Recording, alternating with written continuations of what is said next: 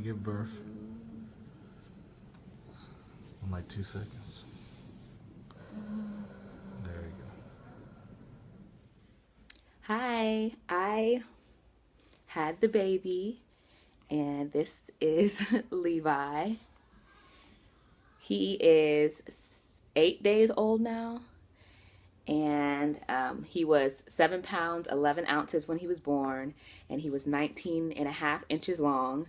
So he is back at his birth weight right now, and he is nursing good, and he's just a really good baby. Like, he's always content, he doesn't really cry, and just like a perfect fourth baby because I'm busy, I have other little ones, and so he just goes with the flow. So far he's been really good. He doesn't even cry when he's put in his car seat, and all of my other ones were loud and cried and fussed the whole time they were in their car seat. So he is just awesome.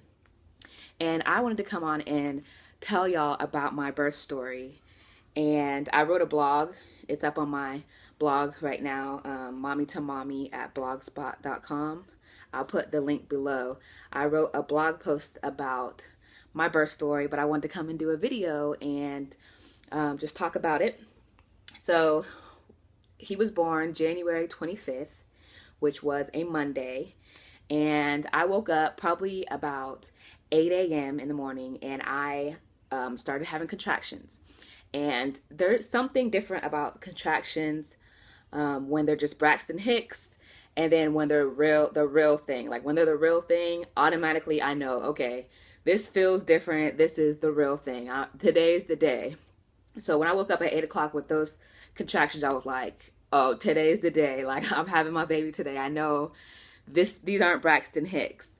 Okay, so it was like 8 o'clock, and the kids came into my room like they always do, and I hadn't had slept in late that day, but they came in my room and they were like, we want breakfast, and I'm like, oh man, I'm having contractions right now.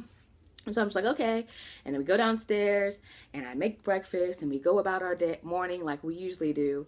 And every now and then I'm stopping for a little contraction here and there, but they're not like out of control.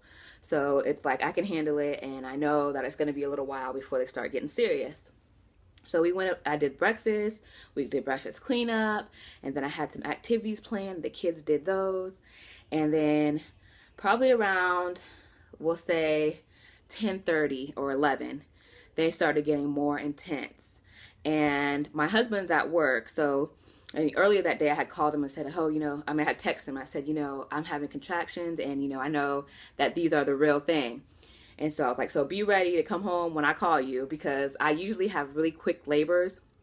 And so I know the more babies that you have, the quicker it usually goes. And I wasn't trying to have no home birth unassisted, So our plan is to go to the hospital. But what I do is I labor at home as long as I can stand it.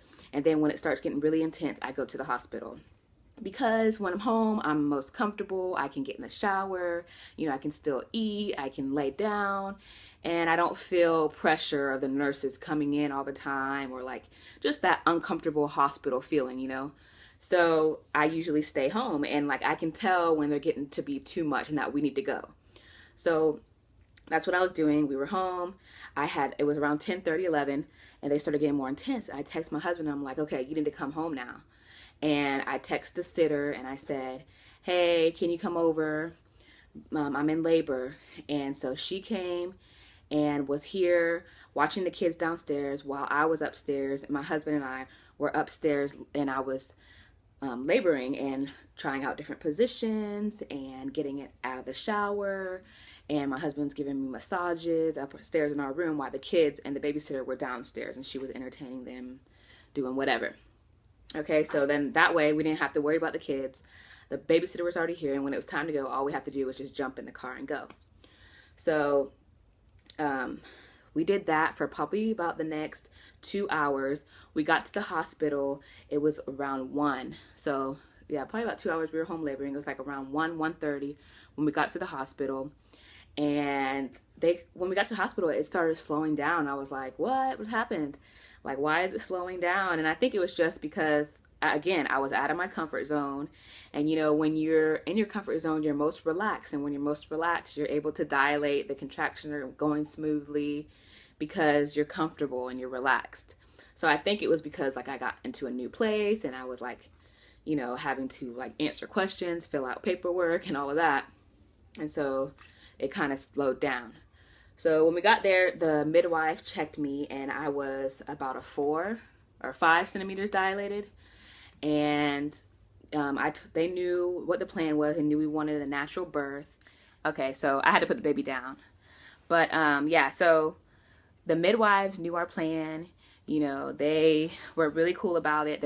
All the nurses were really cool about it, and they dimmed the lights. They were like, okay, you guys just let us know what you need, and we're gonna leave y'all alone. And they did do the monitoring where they would come in periodically and monitor my heart and monitor the baby. And I asked them to do it periodically like that so that I was able to still be up and moving around and moving into different positions, walking around. Because like during labor, I hate to be sitting down. Like the pressure is just too intense. It doesn't feel right.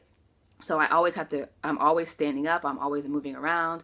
And that really helps quicken the process because of the gravity. You're working with gravity and the baby's able to just come out faster, I think, well, from my experience.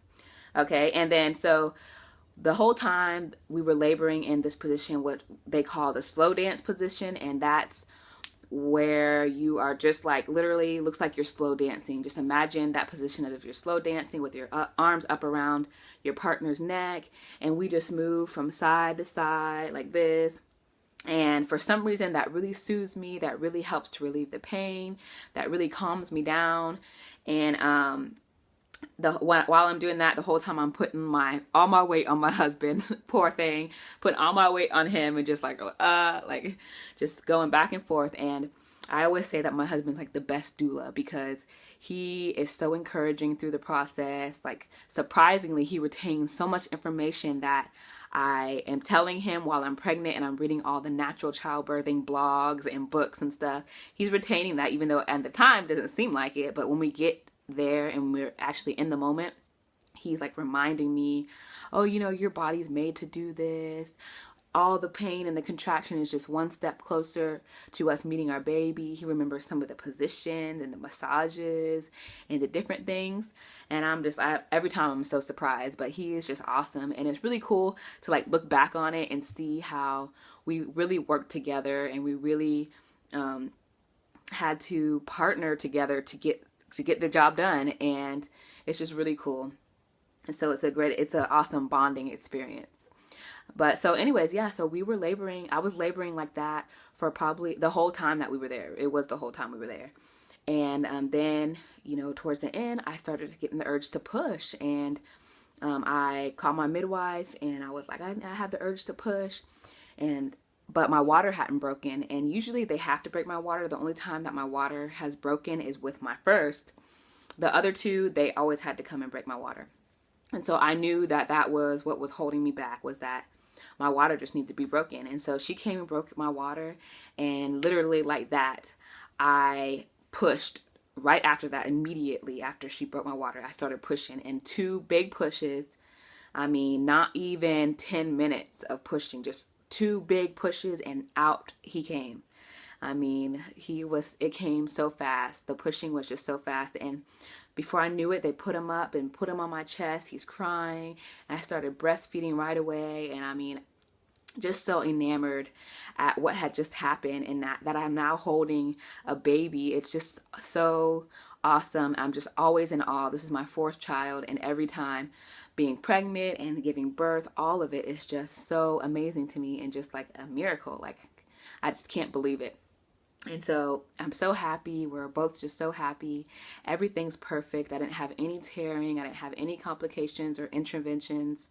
The baby was perfect. He had all 10 toes, all 10 fingers. And he started breastfeeding right away. And it was just an amazing experience. And, you know, he's 8 days old now, and I'm still just looking at him and I'm like, wow, I can't believe you were in my belly. I can't believe I grew you, you know? And it's just really cool. And now we have a 4th child and a 6th member to our family, and we couldn't be more blessed and excited to see what the future holds. So I hope you enjoyed listening to me ramble on. I hope it wasn't too all over the place. And thank y'all for watching, and I will see you later. Bye. Levi, you getting a bath?